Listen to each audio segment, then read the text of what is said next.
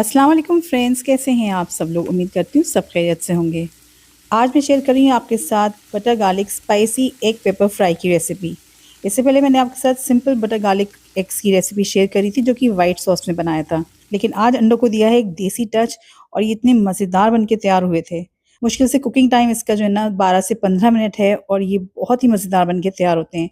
इसको आप नाश्ते में बना के इंजॉय कर सकते हैं या फिर टिफ़िन में भी पैक कर सकते हैं।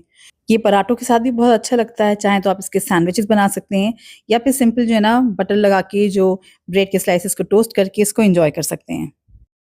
तो ये एग फ्राई बनाने के लिए मैंने यहाँ पे पैन में देखिए 1/4 कप से भी थोड़ा कम तेल लिया है, क्योंकि रिमेनिंग ना मैं इसमें बटर डाल रही हूँ। तो 1 टेबलस्पून के करीब मैंने ये अनसॉल्टेड बटर लिया है। अगर आपके पास सॉल्टेड बटर है तो आपने ना रेसिपी में नमक आगे जो है ना कम इस्तेमाल करना है। जब मक्खन हल्का-सा मेल्ट हो गया है तो फिर मैंने इसमें लहसुन को ना बारीक ग्रेट करके डाल दिया है। 4 जवे ले लिए थे मैंने लहसुन के। अच्छा, लहसुन को जो है ना हमने बहुत ज़्यादा डार्क ब्राउन नहीं करना है, वरना लहसुन का ना कड़वा टेस्ट आ जाता है, जिससे अंडों का फ्लेवर सारा ख़राब हो जाएगा। बस हमने इसको 30 टू 40 सेकंड्स के लिए ही फ्राई करना है। फिर इसके अंदर हम डाल देंगे प्याज़। एक बड़े साइज़ की प्याज़ ली थी, उसको मैंने बारीक ग्रेट कर लिया था। अब जब मैं आपसे कह रही हूँ कि रेसिपी बहुत जल्दी बन जाती है, तो मैंने यहाँ पे ग्रेटर का ही इस्तेमाल किया है और इससे ना चॉपिंग वगैरह बहुत जल्दी हो जाती है। तो ये प्याज को जो है ना हम मीडियम फ्लेम पे हल्का सा फ्राई करेंगे। 4 से 5 मिनट इसको फ्राई करना है। हमने प्याज का भी कलर बहुत ज़्यादा डार्क ब्राउन नहीं करना है।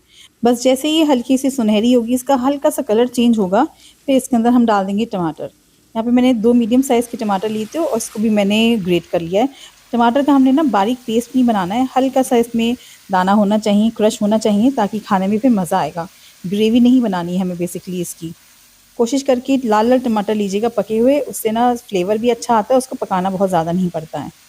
टमाटर को जब मैंने बहुत अच्छे से प्याज़ में मिक्स कर दिया ना, फिर मैंने इसमें थोड़े से सूखे मसाले डाले।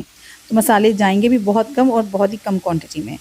1 टीस्पून धनिया पाउडर, आधा टीस्पून ज़ीरा पाउडर, 1/4 टीस्पून हल्दी पाउडर और आधा चम्मच लाल मिर्च डालिए या अपने टेस्ट के हिसाब से डालिएगा।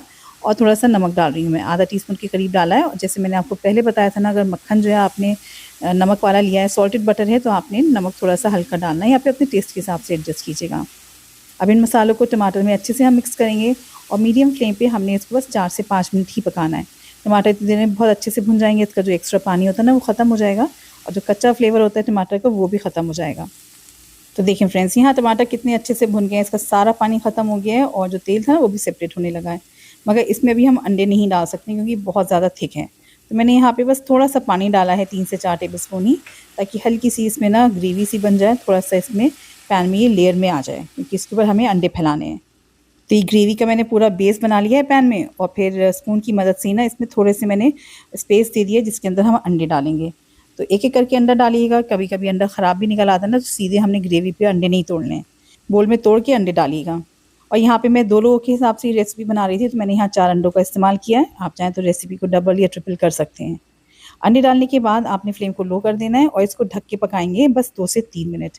इतनी देर में क्या होगा ना, अंडे नीचे से थोड़े से फ़र्म हो जाएँगे और स्टीम की वजह से ऊपर भी इसका कलर चेंज हो जाएगा। फिर आपने इसकी साइड्स को पलट देना है। अच्छा, अगर आपको बिल्कुल रनी ज़र्दी पसंद है, थोड़े सॉफ्ट अंडे पसंद हैं, तो आपने इसको ऐसे ही निकाल लेना है प्लेट पे और उसको गार्निश कर लेना है। जो कि मैं आपको दिखाऊँगी ना कि एंड में आप इसको गार्निश कैसे कीजिएगा। मुझे इसको दूसरी साइड से भी पकाना था, तो मैंने इसके साइड्स को चेंज कर दिया था और इसको दोबारा से ढक दिया है और बस 2 मिनट के लिए ही मैंने इसको मीडियम टू लो फ्लेम पे पकने दिया था। तो ऑलमोस्ट 2 मिनट हो गए थे इसको हल्की आँच पे पकते हुए। दूसरी साइड से भी अंडे बिल्कुल अच्छे से कुक हो चुके हैं। अब इसको गार्निश करेंगे। थोड़ी-सी मैं हरी मिर्च डाल रही हूँ या अपने टेस्ट के हिसाब से कम बढ़ती कर सकते हैं और थोड़ी-सी काली मिर्च डालेंगे। अंडों के साथ हरी मिर्च, काली मिर्च और हरे धनिया का कॉम्बिनेशन बहुत अच्छा लगता है, क्योंकि ये देसी स्टाइल के अंडे बन रहे हैं। फ्रेश क्रश करके डालिएगा तो उसका फ्लेवर बहुत अच्छा आता है। जो कोशिश करके जो पाउडर होता है ना काली मिर्च का, वो मत डालिएगा। चाहे तो आप इमाम दस्ते में भी काली मिर्च को ना कूट के डाल सकते हैं। अब ये जो अंडे के पीसेज़ हैं ना काफ़ी बड़े हैं, तो मैंने इसको थोड़ा मोटे-मोटे पीसेज़ में ऐसी स्पून की मदद से जो है ना कट कर लिया है। इससे अंडे फ्लफ़ी भी रहेंगे और खाने में भी आसानी हो जाएगी। अगर सैंडविच में इसको बनाना चाहते हैं ना, तो आपने अंडे के ना टुकड़े नहीं करने हैं। सीधा एक पूरा पीस उठा के आप बन के अंदर या फिर ब्रेड स्लाइसेस के बीच में ना थोड़ी-सी केचअप और मेयोनीज़ लगा के आप इसको एन्जॉय कर सकते हैं। मैंने इसके पीसेस कर दिए थे क्योंकि इसको हम लोग पराठे से खाने वाले थे। और ये मज़ेदार सा butter garlic paper egg fry बन के तैयार हो चुका है। इसको गार्निश करा था मैंने थोड़े से हरी मिर्च, हरा धनिया और काली मिर्च के साथ।